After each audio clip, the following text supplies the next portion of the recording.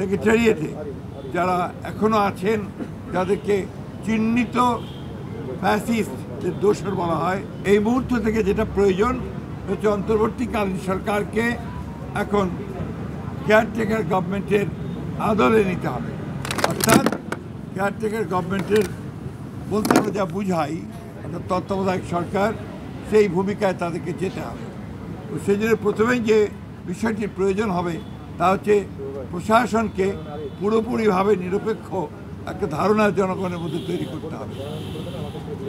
বিশেষ করে সেক্রেটারিয়েটে যারা এখনো আছেন, যাদেরকে চিহ্নিত ফ্যাসিস্টদের দোষর বলা হয়, তাদেরকে সরিয়ে সেখানে নিরপেক্ষ কর্মকর্তা দেওয়ার জন্য আমরা বলেছি যে প্রশাসনেও, জেলা প্রশাসন বিশেষ করে, সেখানেও একইভাবে ব্যবস্থা গ্রহণ করতে হবে।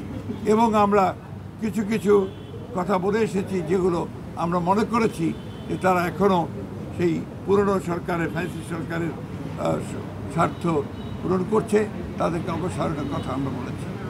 আমরা সেই সঙ্গে পুলিশের নিয়োগের ক্ষেত্রে বিশেষ করে যে সমস্ত আপনার নতুন করে নিয়োগ দেওয়া হবে বা আপনার পদোন্নতি দেওয়া হবে, সেই ক্ষেত্রে একদম নিরপেক্ষ অবস্থা নেওয়ার কথা আমরা বলে এসেছি যে বিচার বিভাগে, বিশেষ করে হায়ার জুডিশিয়ারিতে এখনও যে সমস্ত ফ্যাসিস্টদের দোষর আছেন, তাদেরকে সরিয়ে সেখানে নিরপেক্ষ বিচারকদের দেওয়ার ব্যবস্থা করতে হবে। যদিও এটা জুডিশিয়ারি ব্যাপার, তারপর প্রধান উপদেষ্টা যেহেতু সব কিছু দায়িত্বে আছেন, তার কাছে আমরা আমাদের সেই কনসার্নগুলো জানিয়ে এসেছি।